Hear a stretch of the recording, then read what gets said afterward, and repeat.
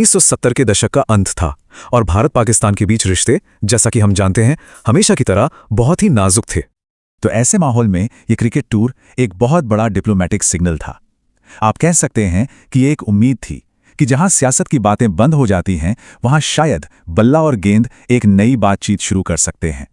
तो मैदान पर टॉस हुआ। भारतीय कप्तान बिशन सिंह बेदी ने टॉस जीता और उन्होंने मुश्ताक मोहम्मद की पाकिस्तानी टीम के खिलाफ पहले बल्लेबाजी करने का फैसला किया। बस मंच पूरी तरह से तैयार था। तो भारत की बल्लेबाजी शुरू हुई, लेकिन सामने जो चुनौती थी वो कोई छोटी मोटी नहीं थी। टीम को सामना करना था उस दौर के सबसे खतरनाक गेंदबाजों का। नाम थे इमरान खान और सरफराज नवाज। और शुरुआत बिल्कुल भी अच्छी नहीं रही। ओपनर चेतन चौहान सिर्फ 2 रन बनाकर आउट हो गए। जो भारतीय समर्थक थे उनमें एकदम खामोशी छा गई। प्रेशर साफ साफ दिख रहा था। लगा कि थोड़ी सी रिकवरी होगी, लेकिन उसके तुरंत बाद जल्दी जल्दी 2 और विकेट गिर गए। स्कोर था 60 पर 3। भारत अब बहुत ही मुश्किल सिचुएशन में फंस चुका था और टेंशन लगातार बढ़ती जा रही थी।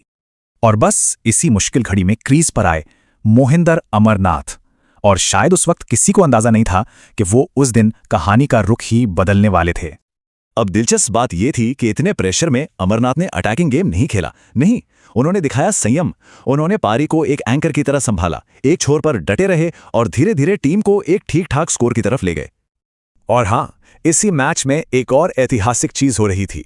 एक नौजवान खिलाड़ी जो आगे चलकर भारत को वर्ल्ड कप जिताने वाला था, अपना पहला इंटरनेशनल मैच खेल रहा था। नाम था कपिल देव। उन्होंने भी उस दिन कीमती 13 रन बनाए।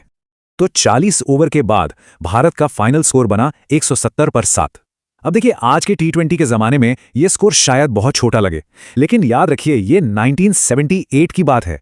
उस दौर में 171 का टारगेट चेस करना एक बहुत बहुत मुश्किल काम माना जाता था। ये एक असली लड़ाई होने वाली थी। तो अब बारी थी पाकिस्तान की। उनके सामने टारगेट था 171 रन का। क्वेटा का स्टेडियम उस वक्त पूरी तरह शोर से गूंज रहा था। और पाकिस्तान की शुरुआत बहुत जबरदस्त हुई। उनके ओपनर माजिद खान ने एक शानदार 50 मारी और पाकिस्तान को जीत की पटरी पर बहुत आगे कर दिया। उस वक्त तो ऐसा ही लग रहा था कि भाई ये मैच तो पाकिस्तान की मुट्ठी में है। और फिर मैच ने ऐसी पलटी मारी जिसकी किसी को उम्मीद नहीं थी। बल्ले से हीरो बन चुके मोहिंदर अमरनाथ अब गेंद से कमाल करने आए और उनके साथ थे कप्तान बिशन सिंह बेदी।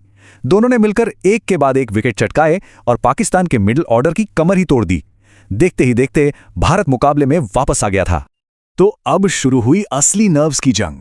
आखिरी के ओवर्स, जहां हर एक रन की कीमत सोने जैसी थी और हर एक गेंद किसी इम्तिहान से कम नहीं थी।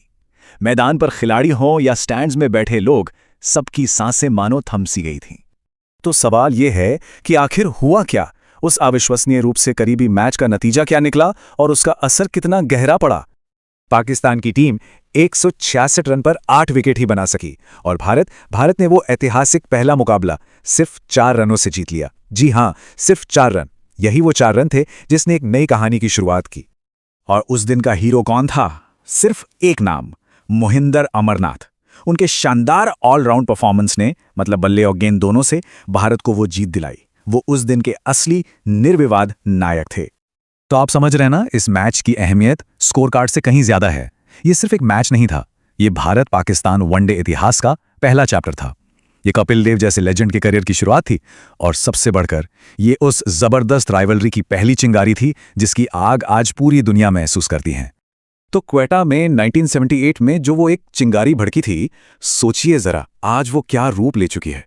वो 4 रन की जीत सिर्फ एक मैच का नतीजा नहीं थी, बल्कि एक ऐसी विरासत की शुरुआत थी जो आज भी क्रिकेट के मैदान पर और मैदान के बाहर भी धधक रही है।